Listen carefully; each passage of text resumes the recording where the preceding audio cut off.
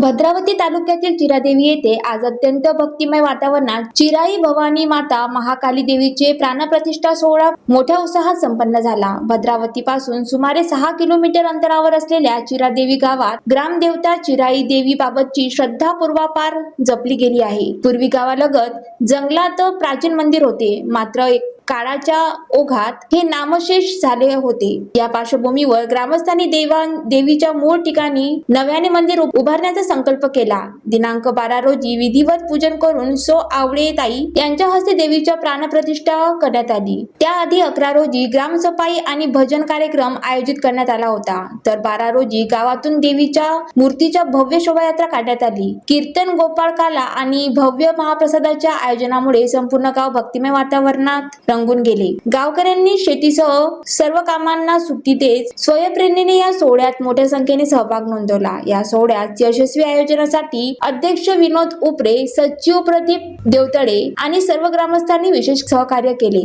ज्वालादीप news साठी सुनील देतावार, भद्रावती।